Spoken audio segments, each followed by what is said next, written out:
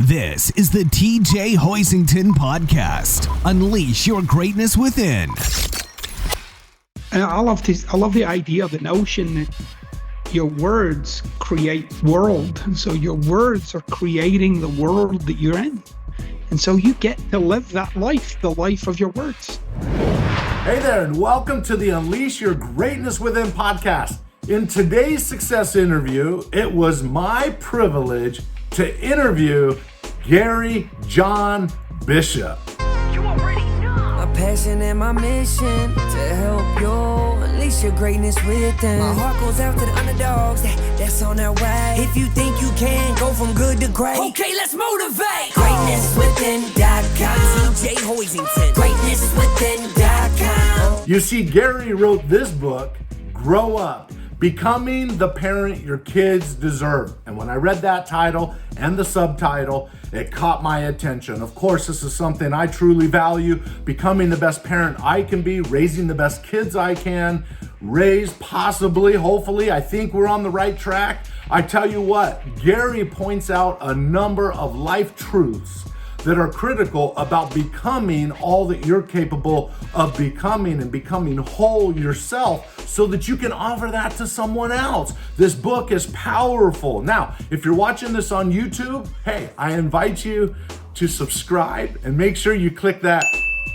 notification bell so that you're notified every time I come out with a new success interview like this. Because you see, I get the good fortune of interviewing people like Gary, New York Times bestselling authors, business leaders, celebrities, professional athletes, and much, much more. And if you've downloaded this from the Apple Podcast, thank you for being a part of my community, right? My goal is to help you unleash your greatness. So thank you for listening to me, following me wherever you are. And I promise to continue bringing you thought-provoking interviews and thoughts and ideas that can help you get to the next level. Now, with any further ado, let's jump right into this interview. Gary, welcome to the Unleash Your Greatness Within podcast. Awesome. Thanks for having me, TJ. Absolutely. Listen, this is the second time you've been on the show. I'm grateful that you're on the show. Today's interview will be centered around grow up, becoming the parent your kids deserve. And it's that subtitle that really grabbed my attention when your publicist reached out to me. I was like, I totally believe in that statement. I want to hear all that you have to say about it. I'll let the audience know right now that you can't see all this, but I have gone through and highlighted all kinds of stuff in here. So we're going to have a great interview. So just to get started, Gary, would you do us a favor and give us a little bit of your biography, a little bit of your backstory? Sure. Well, I'm originally from Glasgow, Scotland, but I've lived in the States for 28 years, even though I'm doing this interview from Germany, believe it or not. But this is my sixth book. And my first book was a New York Times bestseller. It sold millions of copies, called Unfu Yourself. And in every book that I've written, all of my books are, taking a deep dive into what it is to be a human being, how to be more effective at being you, and getting rid of some of that junk that can kind of gather in our minds and in our spirit over a lifetime. So and it's all my work is based in two very kind of distinct parts of philosophy, that is ontology and phenomenology. I wouldn't profess to be an expert in either of those particular distinctions, but it's certainly where I lean into when constructing my work and my ideas and some of those principles that I write about. Yeah, and in your biography, I'm just going there now.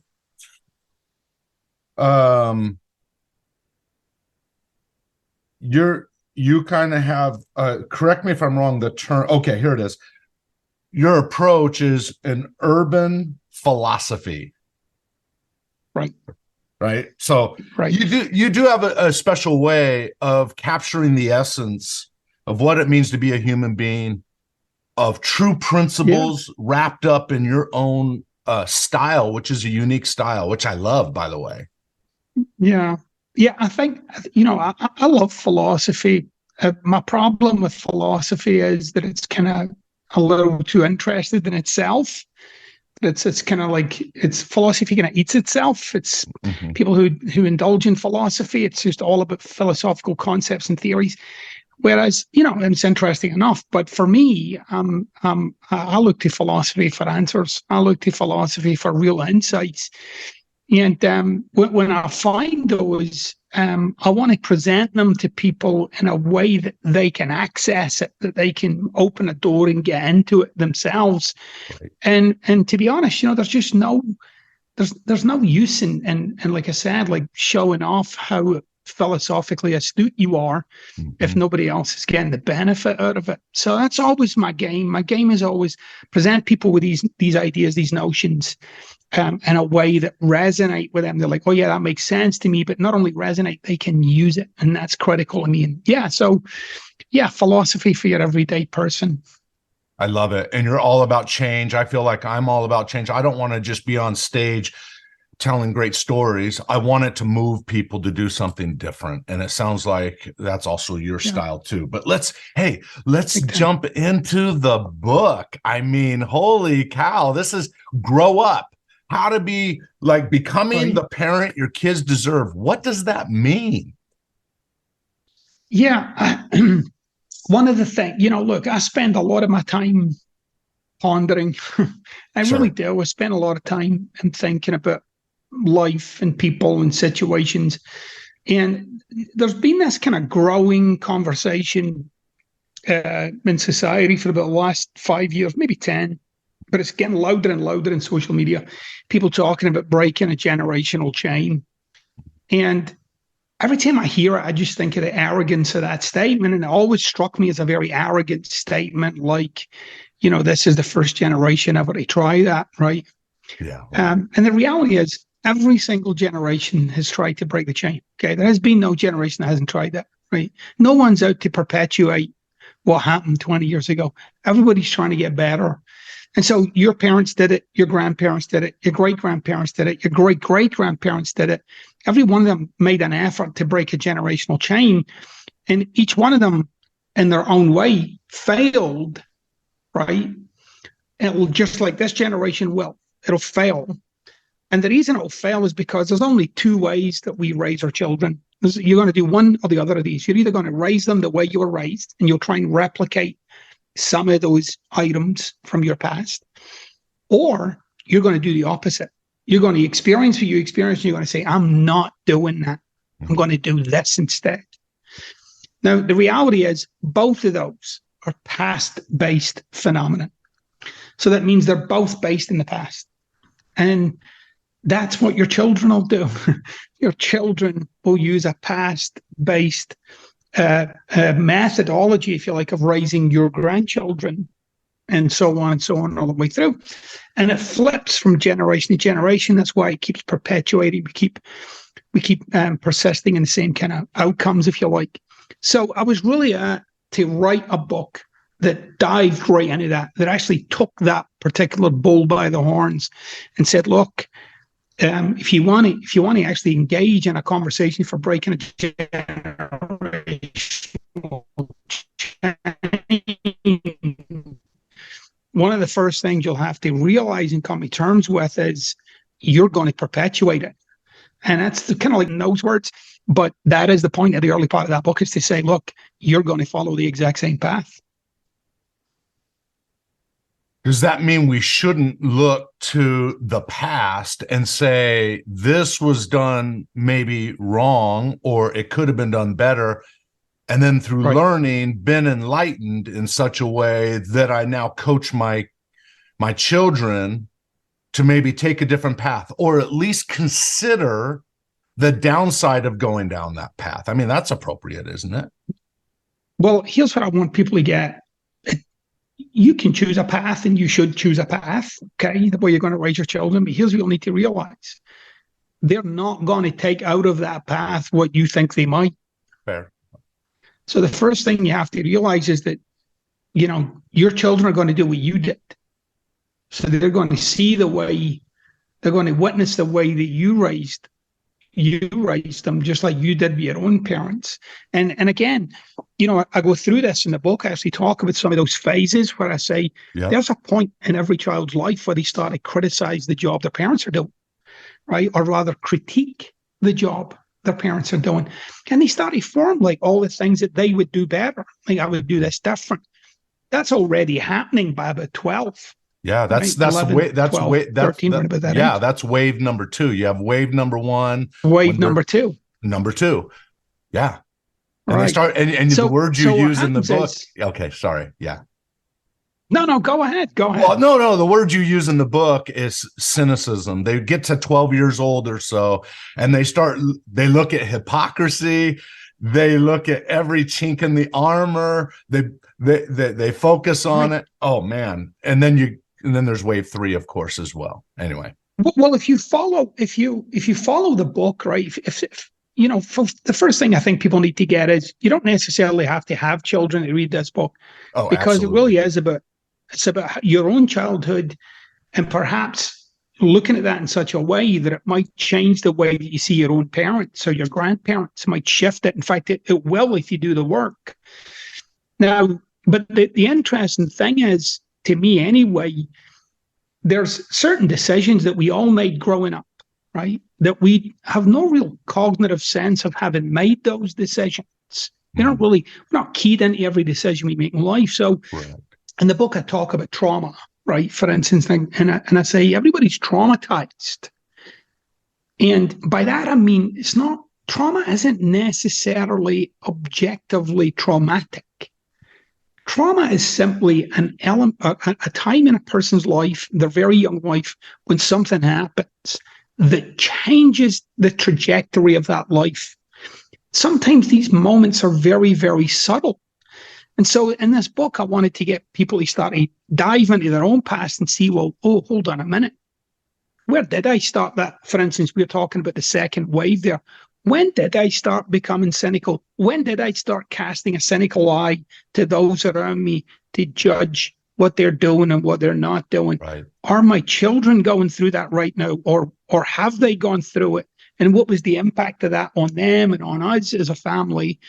So it really is for people to start to see a much more kind of cohesive understanding of how it works when we're growing up, how it was for your parents growing up, to be parented by your grandparents. What was that like? Because, another thing I'm going to really dispel is some of those kind of sacred cows we have in terms of our opinions of our parents, which people, they don't want that mess with. So I'm clear that this book is going to mess with some of that. Oh yeah, for sure. Well, and I would say, when I was reading the book, I couldn't help but think about, you moved to America in 1997, if I read that correctly. So correct anything that I say, and then you dove into some personal development. That was about close to the time I dove into personal development. So by the time I reached my teenage years, I was already diving into forward-thinking ideas and abundance mindset and don't be the victim and so forth type concepts. So I don't think I ever, looking back on when I was reading your book, I was like, nope, I get it. I never blamed my parents. I took the good that I could take from them, and hopefully I could build upon that without criticizing them in the process. Sure, there was, during that wave, there was probably a little stint where I was pushing back and a little cynical and so forth. But as I got past that second wave, I think I started to see clearer and clearer that blaming and being the victim, which is, I think, chapter number 2. Talk about blame for a second. Right. So blame is not always obvious either. So blame can be very, very subtle. It's not always this kind of steaming, streaming, noise of you did this and you did that. Often you'll find blame woven into your explanations. So when you explain something, right, and for you as a human being, or anyone as a human being, because I'm speaking in general terms here, sure, we'll just say, well, this is what it was like, right? Now, there might be elements of truth in your explanation, but you'll also see woven in there will be, well, this happened, and then that happened, and then this happened. And that explanation becomes part of that narrative. that narrative is not a conscious construct, right? That narrative is a subconscious construct put together over years and years and years. And so what I want people to understand is some people had like very, very challenging childhoods where terrible things happened, right? And some of it was perpetuated by their own parents, okay? That's right. And in the book I talk about, there's really only two things you can do with that, right? There's really only two modes that we have to deal with our past. That is one of being the repentant sinner. So that is, you did it, and now you want to kind of deal with yourself to get over doing what you did, right? Or you're going to be this kind of forgiveness person where I'm just going to forgive those, right? So you're either going to be the recovering victim or the repentant sinner. And so what I wanted people to get is both of those are completely unnecessary when you deal with the foundational piece of it all. And the foundational piece of it all is blame. Now, like I said, blame can be very subtle. It can also be very obvious, right? You can hear somebody speaking sometime and you're like, yeah, you're just blaming them or blaming this. So what I wanted people to start confront was, can you deal with your past and remove blame?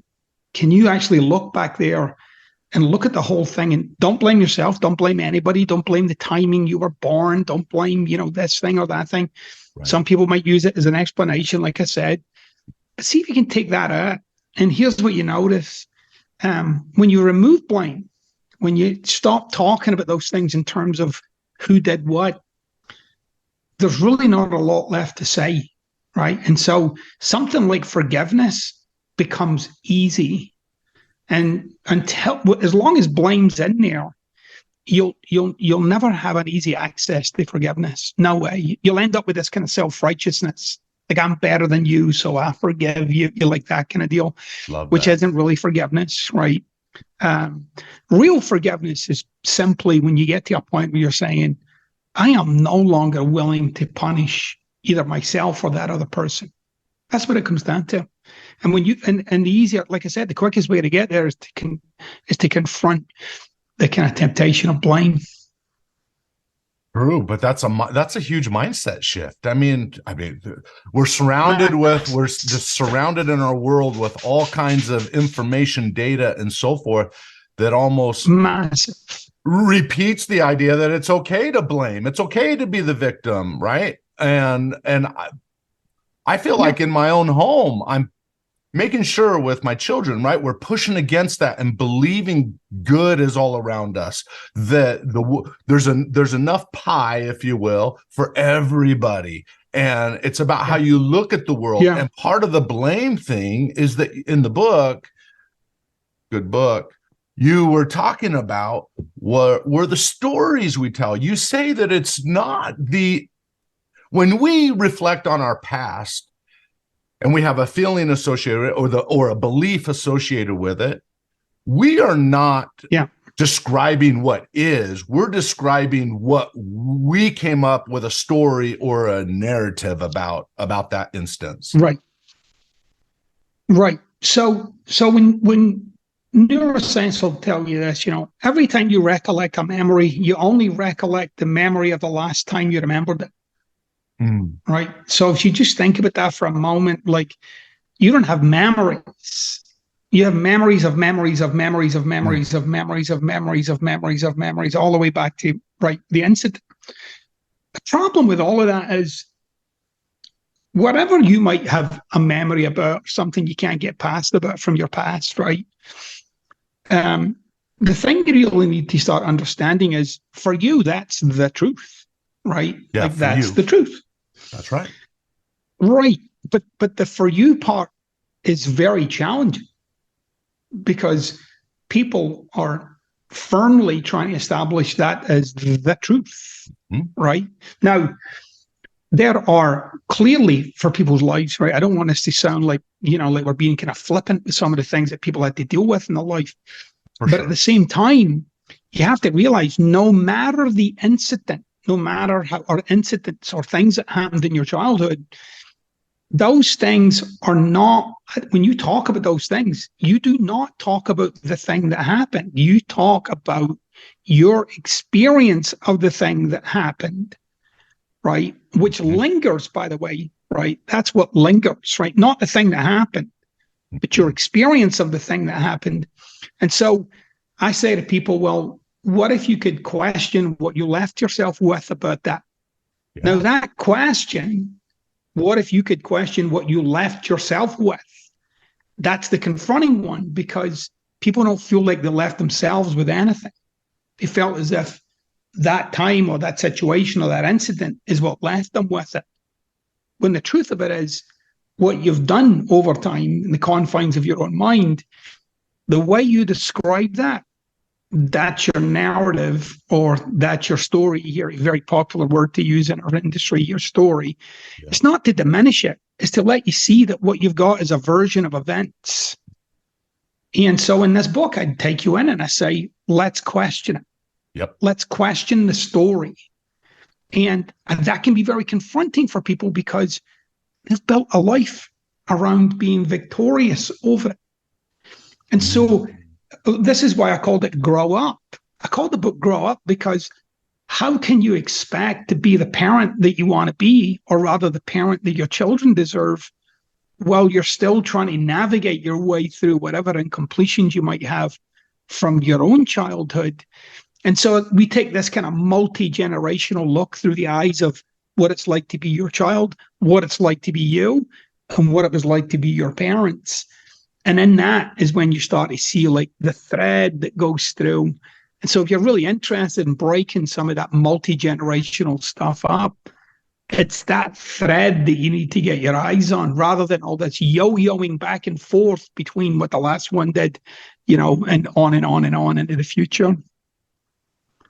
That's one thing that's really great about the book is the principles in this book, yes, will make you, will help you, enable you with the tools to be a better parent, starting with self-realization of certain things that you've already discussed.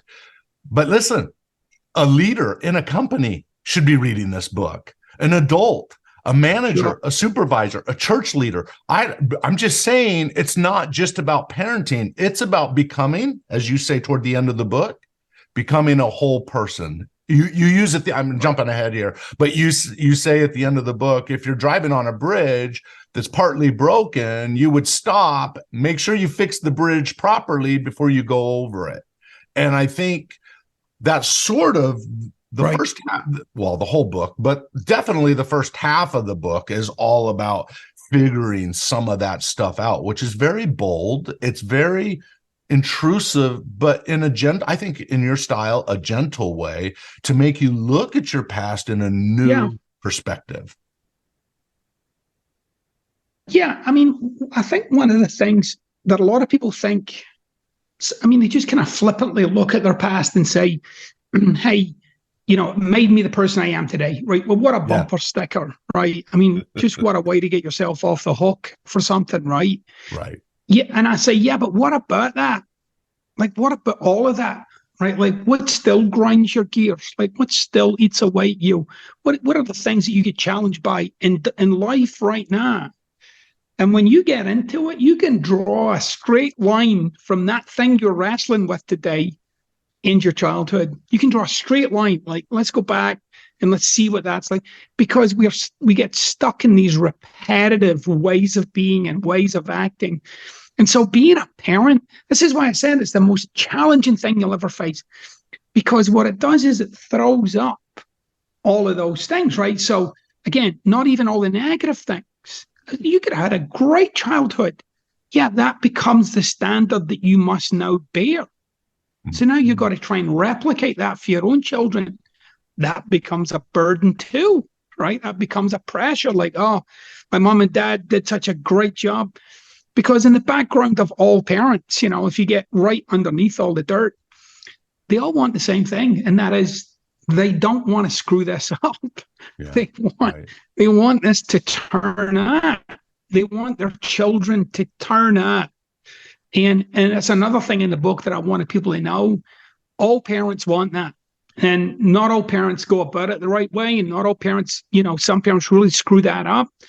But but the intent was there at the beginning. And these things go off track for a multitude of reasons as I get into in the book. But so I don't want people to be fooled into thinking, oh, a lot of this work I don't have to do. Listen, as you just pointed to, everybody has to do this kind of work. You want to see how you ended up in this little trail. You want to see how this narrative is played out the good ways that it's played out, because it was played out in good ways.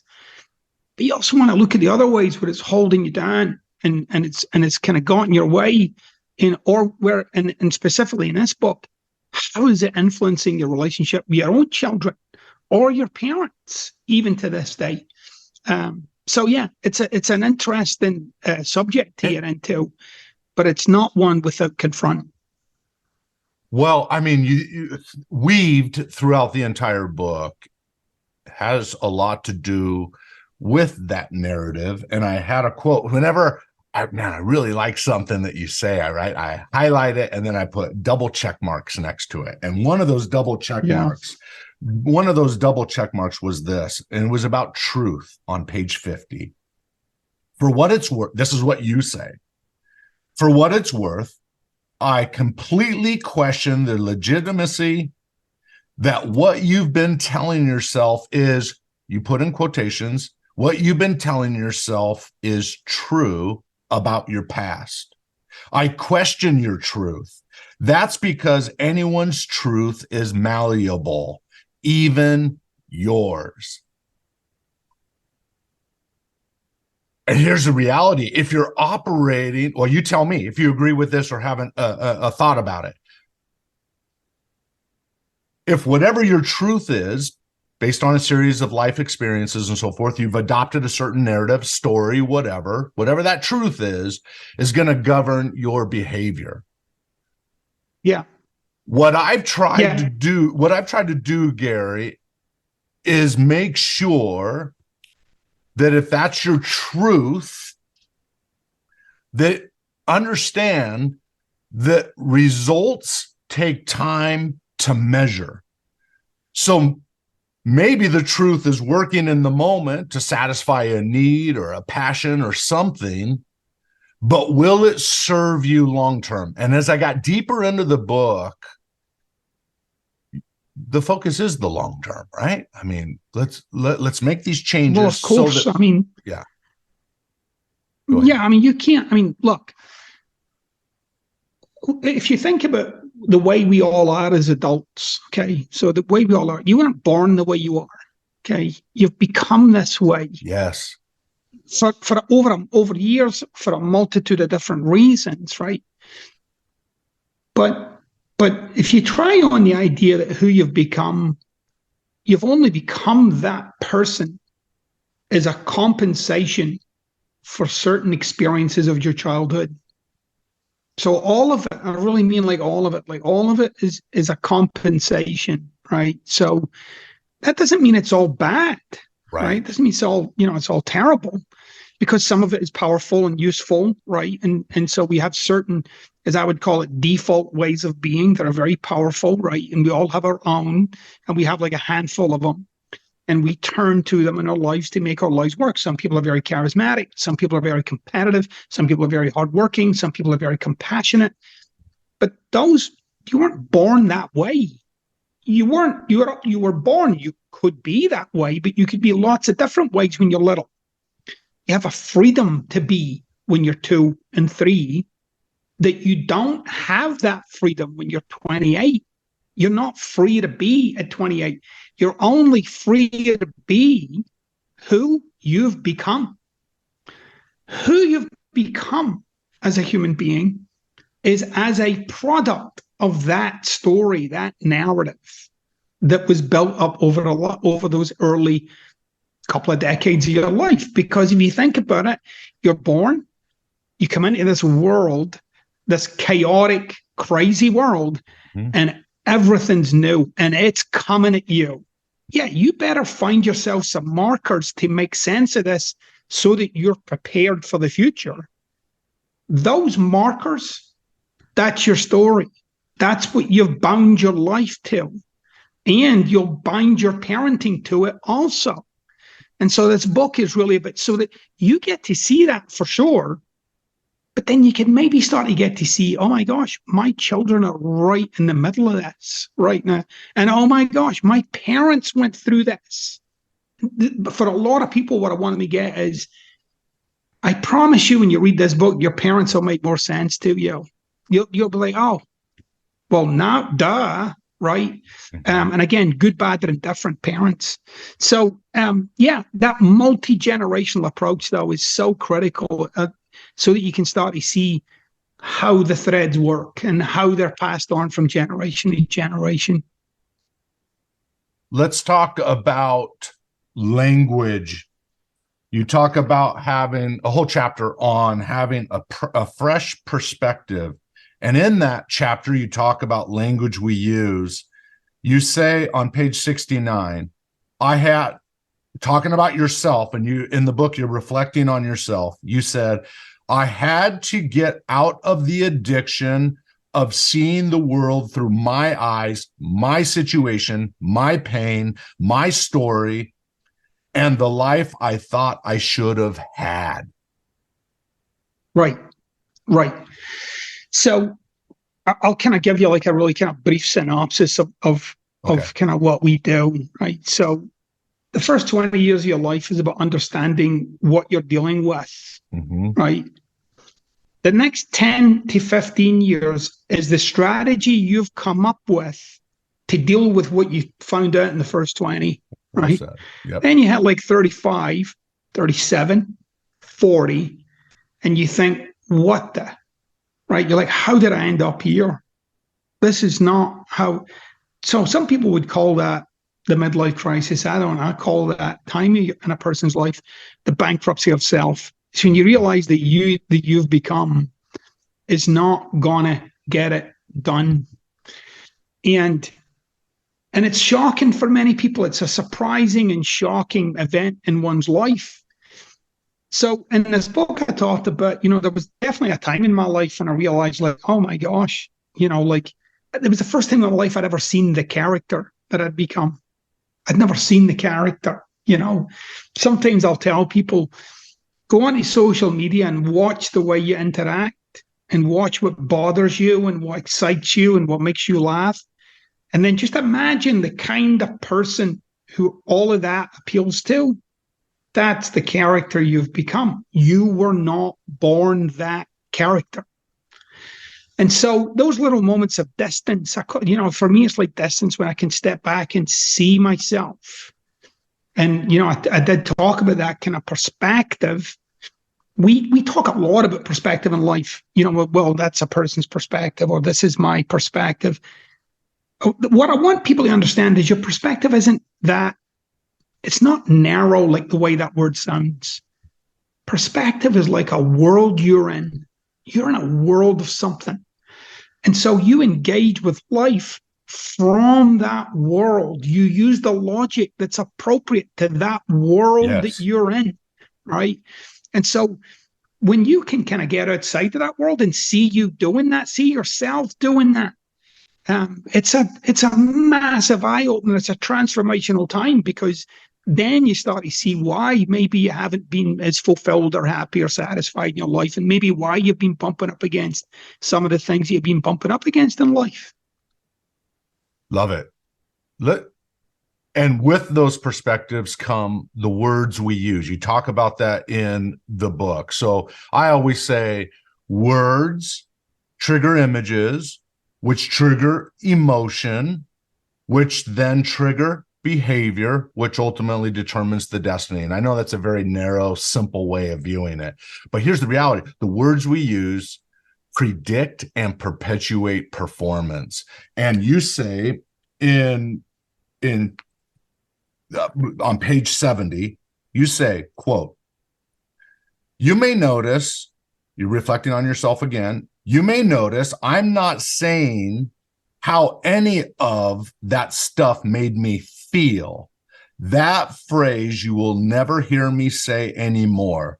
That doesn't belong in my vocabulary. So you're separating in the book there, if I remember correctly, certain phrases we say, words we say, that aren't serving us? Any thoughts around that? Yeah.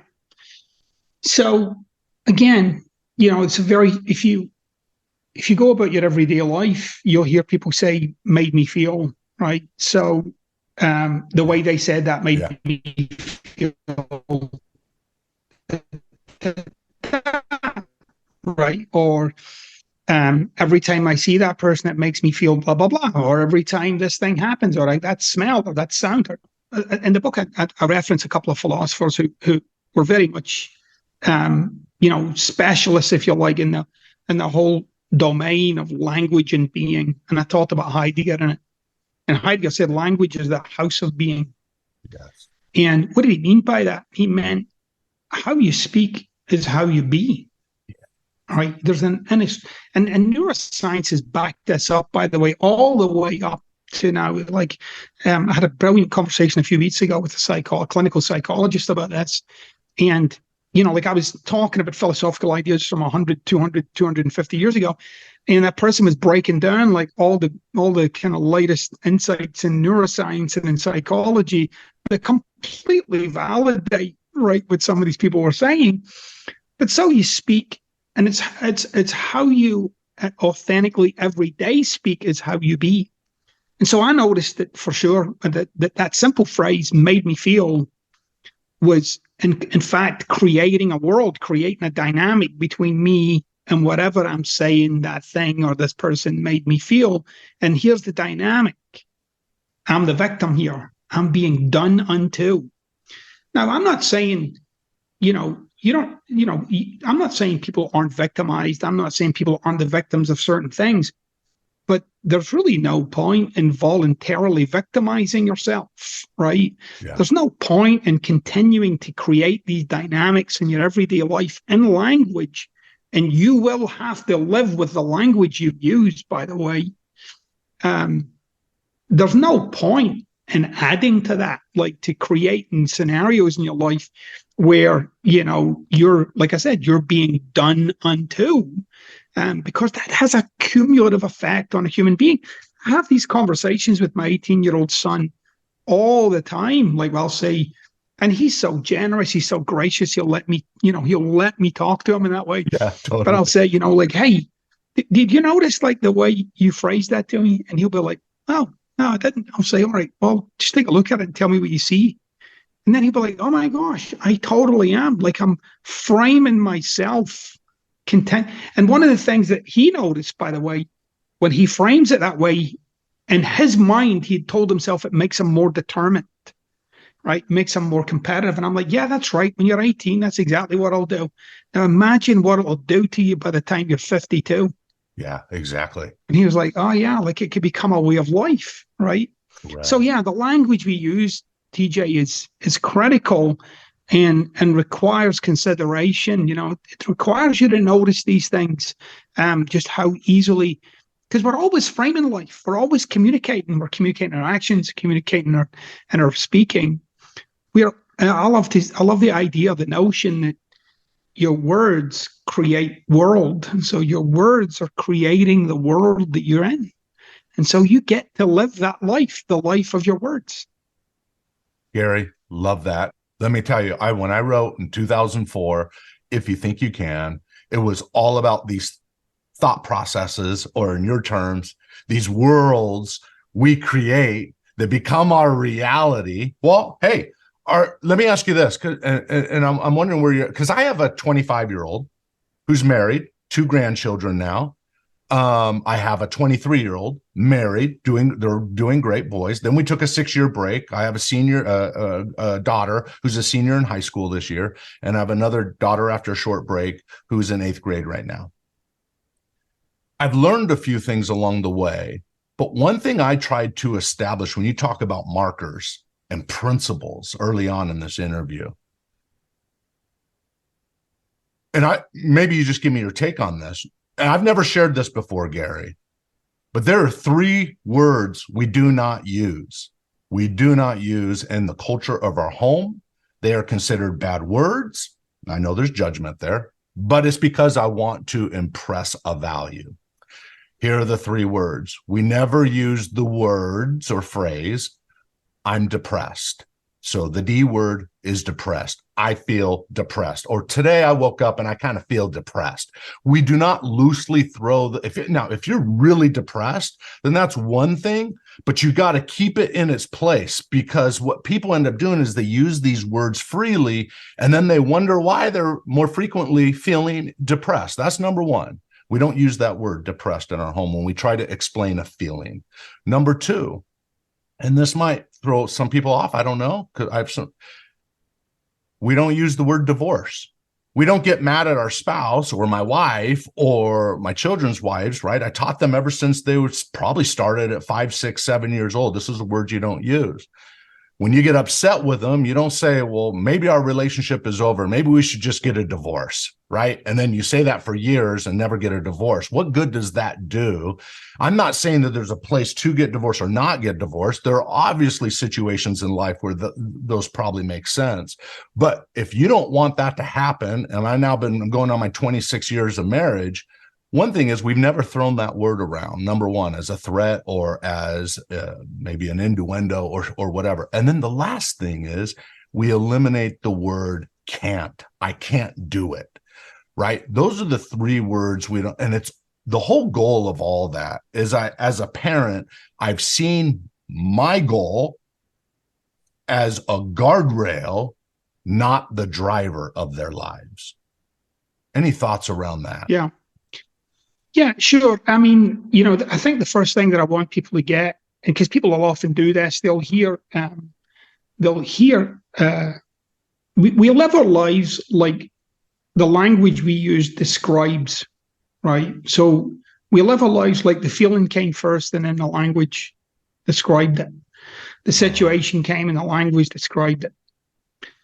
Neurologically, the feeling and the language arise at the same moment. So you got to get to the neurons that are firing, right? It's been a long time since I actually read the paper on this, and I can't recollect the actual paper when I read this. It was a long time ago. But neurologically speaking, language and being are happening in the same moment. So as you speak it, there you be it, right? So that is all the emotional states, moods, outlook. Yep. It's all arising together. Now, sometimes when people hear a conversation like this, oh no, but then what you're saying is don't talk about it. And I say, no, but number one, be responsible for the language you're using. And number two, correct. Try and be a little more accurate, right? Try and be a little more accurate. So I'll use your example, right? I'm depressed. It's not specific. It's kind of vague, right? Tell me exactly how you feel then. How do you feel? I feel like I have no power this morning. I feel like I have no get up and go. Okay, that's a little bit more specific for me. Right. Or for instance, people throw around that term, right? Then I'll get divorced or whatever. You're starting to introduce that conversation into the situation, but it's really like something to wound, right? When people start using that term, initially, right? It's to wound. It's to make an incision into the middle of a conversation. So language, you're always creating your reality in language, and which is very different, by the way, from positive language, which sometimes people can't really take to that because they feel as if it doesn't feel authentic to them. Mm-hmm. But if you look at the way you automatically speak and the way you automatically speak about your life, every day, speaking to yourself, speaking to others, those are the default ways of being that are there for you. You constraints of those stories that you're in of your everyday life, like, I hate my job. Okay, do you think you just get away with happiness then, when you start to formulate that? So I say to people, you might be dissatisfied with your job. Okay, then maybe you should think about changing it. Yeah. If you're saying I'm dissatisfied and I'm staying, good, then you should embrace the choice. Yes. So these little things are and it might be a shitty choice for you. You might feel like, I don't want to do this job, and I feel as if I feel like I've got no choice. But we do have choice. It's just not always comfortable. It's just not always convenient. And sometimes it's unbelievably inconvenient. But sometimes those are the only choices to make. So again, it's one of those things with people that I wanted them to understand, we think we are looking at reality and just talking about it. And we don't get that as we're speaking, we are formulating a reality that we get to exist in. So I say to people, you might have the experience of, when you were born, you're thrown into this life, as Heidegger would have called it. You're thrown into it, right? And you might say, well, I had no say in that. Yeah, but you have a say in your experience of it. That's where you have the say, and your experience arises and falls in the language of it. So my wife gets annoyed because I check people on the language they use. And I get that it's not always my place to do it, but going on 50 this year, when I'm at the cash register or I'm talking to someone in the hallway or whatever, and I hear them use phrases that are demeaning, blame, victim, I will stop them and say that again. Is that what you really mean? What do you really mean there? And then they get into more accuracy, which is what you're talking about, more specifics. And I said, why don't you just say that? Why don't you just be more accurate in what you're saying, more descriptive in what you're saying, instead of just throwing this out there? And it throws a lot of people off. And my wife gets upset because it's not my place to correct people, which is true. It's not my place. But I want to remind people there's a better world out there if we didn't speak like that. Anyway. Well, if you start with the idea, because look, I know people are in some really tough situations in life. They are. There's no getting away from that. This isn't some, Pollyannish, approach to living life, right? I mean, people are dealing with a reality. Like, if you're a single mom right now, right, and you're 21 and your parents are drug addicts, or you didn't know your parents, and we're sitting here talking about language, trying to speak about more, positively, you can get how people might be like it would stick in their throat a little, right? I agree. But what I want people to start with is to say, language creates, right? Now, you might think, no, like I said earlier, I feel as if I'm just commenting on the situation. No, I want you to get in those moments when those words are falling out of your mouth, you are creating your own experience of it. Now, that doesn't mean to say you can live in la la land and say, oh, no, this is all amazing, right, when you're just about to get evicted, right? But there are ways of looking at it and saying, okay, this is a big challenge for me. Okay, good. That's very different from I'm screwed. Yeah. Right? Now, again, those subtle, it doesn't change the reality. It changes your experience of the reality. And so, and in your experience of the reality, the more empowered you are, the more empowered you'll be to deal with it. So the language you use is absolutely critical, and the subtleties of that language are not to be minimized. They're that you can, your whole experience of something can shift in a word. As I like to say to people,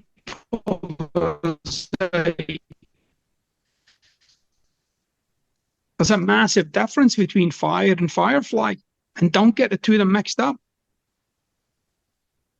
So, and when you do shift those words just a little bit, it opens up a new set of choices, right? By changing those words. And maybe you can't do it on your own. Maybe you need to find better input, better associations, read a new book, maybe on the concept or whatever. What's worked in the past may not continue to serve you in the future unless you change what's feeding the mind, what questions you're asking, what words you're using. All of a sudden, I mean, I have coached people where maybe the leader in the company tells me about, in a private conversation, about their spouse who's always depressed. When we talk through this stuff, he tells me, TJ, I've been using some of these concepts with her. I'm seeing her as she's capable of becoming. I'm speaking to her in a different way. I'm rewarding behavior differently than what I gave attention to in the past. And you know what? She's now got a job. She's now focused on some things. She's changed her perspective. And that's from someone else. Imagine if I was you or me or someone else was communicating with that person. Just giving a different view of the world can change the whole world experience. Anyway, that's the for sure. Okay, let's move forward. You say here, that's pretty bold, and I agree with it. You say, quote, "Let me say this as plainly as possible. All control is driven by fear." Right. Control. Right. So I had this interaction with someone a long time ago. I'm not a psychologist, obviously, it's not my field, but I had this conversation with a mental health professional a long time ago, and I said, "Control's a perspective, right?" And they said, "That's a dangerous thing to say because people have controlling parents." And I said, "That's a view of your parents." And they're like, "No, no, no." So they wanted to argue a kind of objective and subjective phenomenon. So an accurate way to say that might have been, in my experience, my parents were controlling. Okay, I get that. That makes total sense to me. But the statement, "my parents are controlling," that's subjective, being stated as objectivity. So what I wanted people to understand is what you might be experiencing as control, right, is driven by somebody else's fear. And that changes the dynamic there. It's sort of get like, oh, it's less about control and more about fear. Let me speak to the fear. Why would I speak to the fear? Because it's at the source of the control. What most people do is argue with the control, which only elicits more control because it doesn't deal with the fear. So I wanted people to really understand, like, what drives control. You have people around you who demonstrate those kind of tendencies and behaviors where they feel as if they have to take care of this and that and this and that and checking in with you and making sure and da. It's all driven by fear, right? And so, especially when it comes to parents, you see a lot. There's a kind of underlying text there, I guess, I wanted people to get, and I wanted parents to get, is we spend a lot of our parenting trying to make sure certain things don't happen, as opposed to what are we creating here? And so that's when you end up in that trap of control. And again, that fear comes from your own childhood and your own incompletions, and it just creates that nasty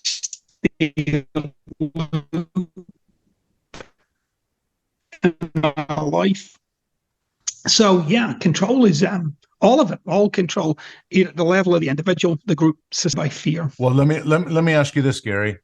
Are you suggesting, I don't think you are, but are you suggesting that we as parents don't put forward, I wrote down certain values, rules, expectations? Are you saying let everybody kind of run their own course without any sort of borders or discipline or anything? No, I'm saying you can do all of that, but don't be attached to it, because, there's a real good chance your children might at some point anyway either reject it or simply determine that it's not for them. Like, it's just, they've decided to adopt something else. So, it's one of the great nature versus nurture debates. If imposing your values on your children worked, we wouldn't have the society we've got. So it just doesn't work because of the simple mechanism that's at play. Your children will either, so you might demonstrate your values, but when we talked about that cynical eye, right? And I said, your children see through all that at some point. They see you're either going to walk the walk or you're not. And if you're not going to walk your talk, then they see it. So that's when that cynicism kicks in. And, I talked about Sartre, the French existentialist. Sartre said, we make meaning in life. And that's what human beings do. They add meaning to everything. So even if you think you're doing a good job, your children are putting good things in, they're going to ascribe their own meaning to that. That doesn't mean to say you don't do that. You should do that, right? You should raise your children in a way that you think is appropriate. But you should also realize that that doesn't necessarily mean they're going to adopt all of that for themselves. True. And sometimes that's a great source of upset in families, is because parents insist that their children should, again, all driven by fear, right? Like, I don't want, it's an amazing amount of times, parents will go through certain testing times with their children, and, that may be doing one thing or another thing at a certain age. And in a parent's mind, they just see a straight line to the state penitentiary, like, this is not going to go well. And the kid's only 10, you know what I mean? Yeah. Like, there's a lot of ground to happen between now and then. So I guess some of this is to kind of have parents be a little more understanding of their process, like what they're going through. Even though you might have forgotten what you went through as a child, they're going to get through some of these spaces. It's okay. It's okay if you just kind of stay true, stay settled. You don't have to force it.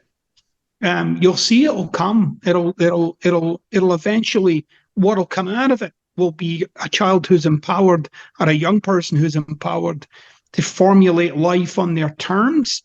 I think that's way more powerful than you better formulate your life on my terms. 100%. That's control. I don't want my kids to duplicate my life. I want them to, but what I do want to do is provide them with some tools. Like, for example, be respectful to people, be kind. That's a value, right? You can get further ahead by being nice. In every instance, maybe not, but most of the time, hey, being positive, being kind, smiling a little bit more, that will make a difference. Another one, when you're working for someone or you're doing something, one thing that I would impress upon my kids constantly is you give your best. You work hard. You don't loaf off. You don't do the bare minimum. Right. You give your very best. So these are tools. Now, like you're saying, TJ, in the end, they're going to accept it or not. But I feel like as a parent, that's my role, to establish some of these things that over time for many people have served to be positive values. And then they have to figure out, like you said, how to adopt that in their own reality, their own story, their own narrative, right? Right. Yeah. Yeah. So the important thing there is, and it's actually critically important. Remember when I went back to earlier on when I said, the thing that drives us as parents is we don't want to screw this up. That is, we don't want our children to have terrible lives. For sure. So everything you're trying to give them is what you think, what we believe is, you do this and you got a better shot at a good life, right? I mean, that's at the source of it all. And that's when I got into that subject of authenticity, right? Authenticity is, so whatever you're trying to instill your children there, that's fine. That's completely appropriate. But what really empowers them is to say, here's why I'm putting this in with you. This is what I've learned. This is what I've seen. Yes. And as a parent, it's important to me that you're equipped. So everything that I'm doing here is to equip you. Totally I want you to be equipped. You might find new things along the way that serve you better. That's okay. But this is my take on it. Now that's authentic parenting. That's you're saying, look, I don't have all the answers. I'm going to be honest. I don't have all the answers. That's but right. Here's some of the things that work for me. Right. Which is a very different conversation. It's when you can take away the panic and take away and some of that, by the way, includes empowering your children to think like a young adult, to start to think their way through things, to empower that thought process for themselves. I tell my sons this frequently. Look, especially my younger ones, I'll say, look, I don't have all the answers, but we are going with mine for now. Right. And so they're kind of like, all right, I get that. Right. Because, one's 9 and one's 11. Right. So we're not going with your answers. We're going to go with my answers. And I don't always get it right. And so in those moments, I'm teaching my sons authenticity. I'm teaching them that it's okay to not get it right all the time. Like, the pursuit of perfection is burdensome. And to forgive yourself when you don't get it right, like you make mistakes. It's okay. And when you're like that, Gary, guess what? When you are willing to show your authenticity and your weakness and your lack of knowledge in a situation, and that you're still striving to be a good parent and trying to figure it out too, when you're that real with your kid, guess what they give you back? The same thing. Yeah, they'll be authentic. It's a culture of authenticity. Now, I'll add one little caveat, because some people use this like they're sick and tired of listening to their parents constantly excuse themselves. Oh. Right? Because you'll hear that, people will do that. That's why in the book I talked about integrity. You can't continue to just let yourself, it's a fine line, right? You can't just continue to, systematically let yourself off the hook. You need to get yourself on the hook as a parent. But what you're authentic about is the times that you, like I said, you fall off the horse. I'm authentic about those times. But if you're constantly falling off the horse, then there's something for you to deal with there. That's really good. I remember when my oldest, who's now 25 years old, was like 11 or 12 years old. And this was an aha moment for me at an early stage in my parenting years, right? Which I'm still in. Yeah. But I remember one of the things I decided to do was do a father and son interview. It could be a mother, it could be a grandma and grandchild interview, just every quarter, whatever. Hey, just schedule a time when you can just do a one-on-one. We ask corporations to do that all the time, managers and corporations, leaders, so forth. Anyway, so I did that with Bryce when he was 11 or 12 years old. And it typically looked like this. We go in our bedroom. He goes upstairs. We go upstairs to the master bedroom. He sits on the bed. I want to sort of be subordinate. I want him to feel like this is his time. So I typically will kneel down on the floor against the bed and just start chatting with him about what's going on in your life, what's working, what's not working. And I remember this time he started to talk about a girl that he liked who didn't like him, and he was all emotional about it, and he started to get teary-eyed at 12 years old, right? And I was hearing that, and then we were done, and it started to wind down, and I had this thought come in my head, Gary, and the thought was, Bryce, and I asked him this, I said, Bryce, do me a favor. What can I work on as a dad? How can I be a better dad? And I remember he looked at me like, what are you talking about, Dad? You're the best dad in the world, of course, right? That was his natural reaction. But I said, no, I mean it, Bryce. What can I do differently? What do you think? How am I not being the best dad I could be? And I remember that day, sat up in that bed. He looked at me. And he said, Dad, it seems like lately you've been really snappy to the family members. Mm-hmm. And I paused for a minute and I said, you know what, Bryce, you are correct. I have been. You're making me think about it now. And I made a commitment that day that I would work on being snappy, that I'll be more cognizant of some habit or rut I got into to be the better person. I'm telling you, I think, and I truly think this as I sit here today, that was a pivotal moment for him to respect me and me respect him. And today, if he were to come onto this podcast right now, you would see a great relationship between us because I'm not overbearing. I allow freedom for my children. My belief is something that a founder of a religious organization, Joseph Smith, once said. He says, teach them correct principles and let them govern themselves. And I think this is a principle of parenting. Teach the best principles you can that will give them the tools that they'll need to survive in this crazy world. But then you got to allow them to operate on their own to figure that path out. Yeah. I mean, my middle son, he's a bit of a soccer phenom, this kid, it's one of the reasons why I'm in Germany right now. Oh, okay. And he's so active and always going. And so, and he's got this little attitude about him, and, I was raised in an environment where, you better not have an attitude. You can't have that attitude. Mm. And one of the days it hit me, I was like, he's going to be a kick-ass man. Like he's going to really, kick ass. He's going to be like real, like a kid who knows, a young man who knows what he wants and knows how he wants it. Mm-hmm. And he's very loving, very selfless little boy. But at the same time, like he had this direction where he was just like, he knew what he wanted. And that changed the way I parented him. When I observed that in him, I was like, I caught myself getting ready to kind of like try and interact with it, and I'm like, no, like this is him feeling his way in the world. Like he's kind of finding, his feet here, and very different from my other two boys, very different. And it's funny. I guess that's another thing. Again, this book isn't really about parenting as such, but rather who you are as a parent. But these kind of exercises allow you to see your parenting different way.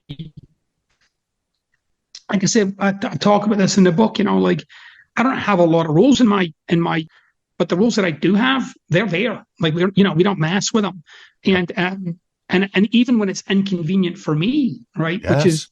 That's the time we're most likely to bend them. By the way, when it's inconvenient for the parent to enforce them. But I do. There are some rules that I have, that I insist upon, and we're not going to mess with those rules. They just are. But I keep them simple. I keep them like a nice framework where everybody can function in and operate in. And so there's I wouldn't say there's chaos. There's no chaos, but there's certainly a lot of freedom for my sons to be boys and be young men. And we'll sort things out as they arise and as they come up. But I'm really a great believer in them finding their voice and finding their expression. Agreed. And then then they're really empowered to go live life. You can't check every box with them. You cannot. There's too much to cover. A lot of that they're going to have to figure out for themselves. My kids, when they graduated from high school, they both went on missions, but when they came home, they did not want to stay home. They were ready to go on to college, become all that they're capable of becoming. That wasn't because we didn't have a good relationship. It's because we taught them over the years to find their own voice. Go be somebody. Go achieve something. Make us proud. But whether you make us proud or not doesn't matter. We will love you the same, whether you succeed or fail. There's always that separation. And you know what? They're doing just fine. They're doing great. And they have figured it out on their own. They don't need me all the time to answer their questions anymore. It's beautiful. Yeah. Anyway. All right, Gary, listen, we covered a lot here today. I love the 3 heirlooms: be loving, be forgiving, and be someone with integrity. Be vulnerable. Be authentic, just be human, be real. Listen, this book, I agree with you, Gary. It's not just a book about parenting. It is really about seeing your world through a different perspective, realizing maybe some of those core roots and things that impact your world. And in some cases, it may not be serving you. So you give some tools in here on how to change some of those things. But as a result, as you become a better parent, a better person as an individual, more whole, then you have that much more to offer to your children, to your neighbors, to your friend, to society. So I just want to invite everybody, get this book by Gary John Bishop, Grow Up. And you will find, as you read this book, a lot of aha moments throughout this book. And I'm telling you, you will enjoy it. Now, let me ask you, any final thoughts? And then if you would, Gary, where should they go to get the book? We'll put the link up here. I want to make sure that people get it. Well, I always like to leave people with a simple thing, no book will change your life. The only book that changes your life is the one that you do the thinking in. Yes. And this book isn't any different. So the gold in this book are the thoughts that you have and the thinking that you do between paragraphs. That's where you'll find the gold. It's not in what I've written. Everything that I've written there is to elicit something. You'll get the juice out of it when you're like, oh, that makes sense. Oh, that. Now, that's when it'll really start to come alive. So I invite people to take the time to really do that kind of thinking for themselves, to really join the dots for themselves. But anyway, you can find me at garyjohnbishop.com. I'm on Instagram. I'm on Threads now. I'm still on Facebook. One of the things that I love to do is give people plenty of insights and little notes and stuff like that. So I'm very active on social media, and which is one of the reasons why I'm talking to you, TJ. So there's tons of podcast stuff and all that sort of stuff out there. I'm really committed that people get a lot of this stuff that I'm doing at no charge. So it doesn't cost you any money. You'll find tons of my stuff out there on every subject matter. But this book has been long overdue, and I'm excited for it to finally get out there. Awesome. Did you mention where they could go to get it? There was a little bit of a snag on the internet there. So I did not. Sorry. Yeah, it's on Amazon. You can get it on. Obviously, I did the audiobook too, so you can get it on Audible. Everywhere you can get books. Barnes and Noble. Everywhere you can buy books, you'll find your copy of Grow Up. And I think and what's awesome about it is it's not a long read, and there's some white space in here. I mean, in a couple sittings, you can have this down, and you pack a punch in the words that are in this book. But I agree with you, it's not the book itself that's going to create the change. It's the thoughts, the ideas, the openness that you're going to have, the thoughts that come to you, the impressions that come to you that cause you to maybe go to someone and forgive them, to say I'm sorry, to maybe take a new action over here. Something that elicits something out of you is what we're hoping for, that you become the person big time that you're capable of becoming. Gary, it's been a few years since you were on with me last time around with this book. And that's right. What a joy it is to chat with you. And hey, keep up the great work. Thank you for being on the Unleash Your Greatness Within podcast. Awesome. Thanks for having me, TJ. You bet. Hey there, what'd you think? Right? I tell you what, I enjoy having Gary on the Unleash Your Greatness Within every time. Let me tell you something. He's thought-provoking. You heard it yourself. Listen, if you enjoyed it, hey, I invite you. If you enjoyed it, hey, subscribe to my channel. I'd really appreciate it. Leave a comment if you would. I'd really appreciate it. If you're listening to this because you downloaded it from Apple Podcasts, hey, do me a favor, star it. Let me know how I'm doing. I love having you a part of my community. So hopefully the concepts in this podcast, this video, I hope it impacts your life in a positive way. Now go out there and unleash your greatness within.